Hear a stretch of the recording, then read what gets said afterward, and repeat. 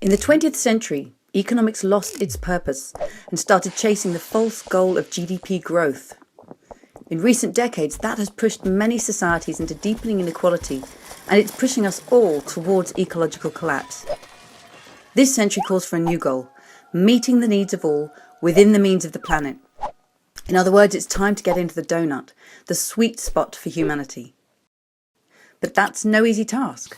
Today, billions of people still fall short of their daily needs, from food, housing and energy to healthcare and education. And yet collectively, we've already overshot our pressure on some of Earth's most critical life support systems, driving climate change and the breakdown of biodiversity. What we do to this Earth in the next 50 years will shape the next 10,000. So let's replace that last century goal of endless growth with the goal of thriving in balance. And if we're to have half a chance of getting there, what economic mindset would be fit for the task?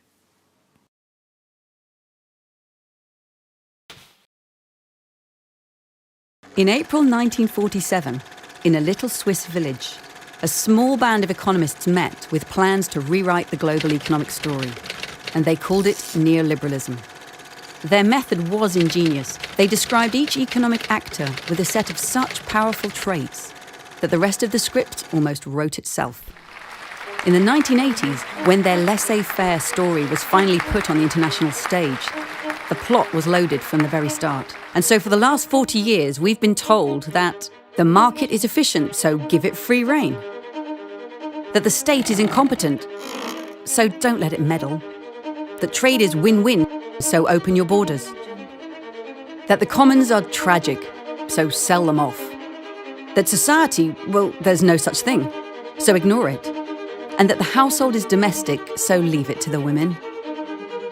With such a cast list, the triumph of the market seemed almost inevitable, and it's been driving us into social and ecological crisis. But we were also told that finance is infallible, and that was so clearly disproven in the global financial crash that it's called the rest of the story into question too. It's time to ditch this outdated neoliberal script. We need a new economic story that's fit for the 21st century, one that puts the economy in service to life. So how should that story begin?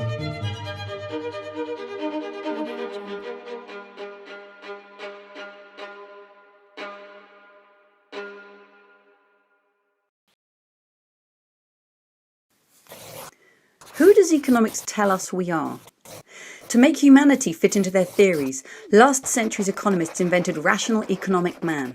He stands alone, with money in his hand, a calculator in his head, ego in his heart, and nature at his feet. He hates work, loves luxury, has insatiable wants, and knows the price of everything. But the trouble is this: on being told that he is like us, we actually become more like him. Researchers have discovered that the more that economic students study this Homo economicus, the more self-interested they become. Rational economic man is damaging our societies and the living world. We can no longer afford to gaze at his image, which is why it's time for a new portrait of humanity at the heart of economics. One which recognises that our brains are wired for empathy, cooperation and mutual aid. That instead of being fixed, our wants change as and when our values do. And far from being dominant over nature, we're deeply dependent upon her.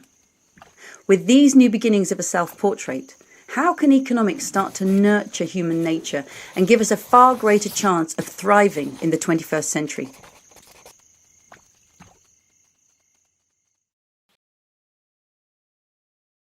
In the 19th century, a determined bunch of economists wanted to make economics a science as reputable as physics.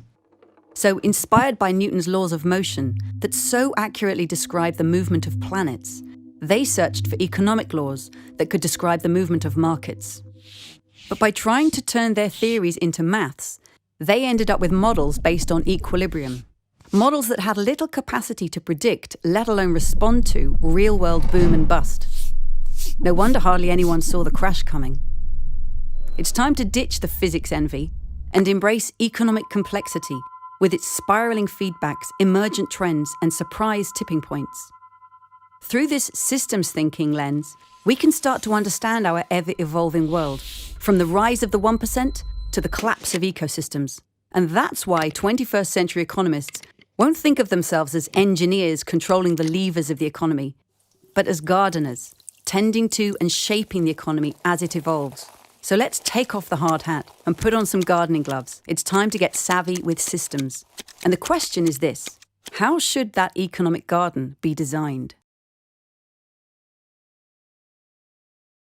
No pain, no gain. It's an economic myth that has been repeated in countries around the world. That if people put up with increasing inequality, it will be better for us all in the end, because the benefits of growth will eventually trickle down. Except they don't. In many of the world's richest countries, the gap between rich and poor is at its highest in 30 years. And it's widening in China, India, and South Africa too. Far from being a necessary phase in every nation's progress, rising inequality is a policy choice, and a bad one at that. It's actually a failure of economic design, and it harms us all. So don't wait for economic growth to even things up, because it may never happen. Economies that are divisive by default must become distributive by design.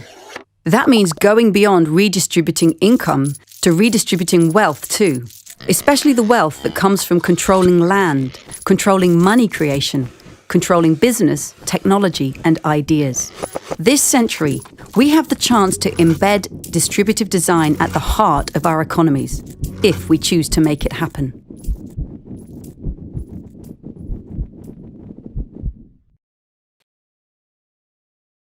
For 200 years, industrial activity has been based on degenerative design. We take Earth's materials, make them into stuff we want, use it for a while, and then toss it away. Take, make, use, lose. It's a one-way system that runs counter to the living world, and it's devouring the sources of its own sustenance. Economic theory has told us not to worry, that more growth is needed so that nations can afford to clean things up. But at the global scale, that's simply not true. And the effects are destroying Earth's life support systems on which we all fundamentally depend. We can't wait for growth to clean things up because it won't. We need to turn today's economies, which are degenerative by default, into ones that are regenerative by design. Ones that run on renewable energy, that turn waste from one process into food for the next, so that things are never used up, but are used again and again. And in all this, the 21st century economist's role is a crucial one: to harness the potential of business and finance, of the commons and the state, and of human nature, to unleash this regenerative future.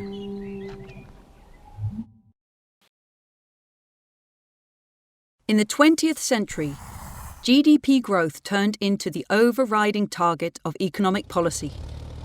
So much so that governments, businesses, and financial markets came to expect, demand, and depend upon it never ending, even in the world's richest countries.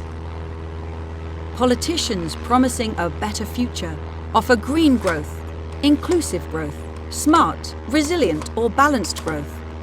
Pick any future you want, so long as you pick growth. And so, we have economies that need to grow, whether or not they make us thrive. While what we need are economies that make us thrive whether or not they grow. Economies that are designed to be far more distributive of value created, and regenerative, working with, not against, the cycles of the living world. Economies in which GDP, simply the cost of all things sold in the market, may vary,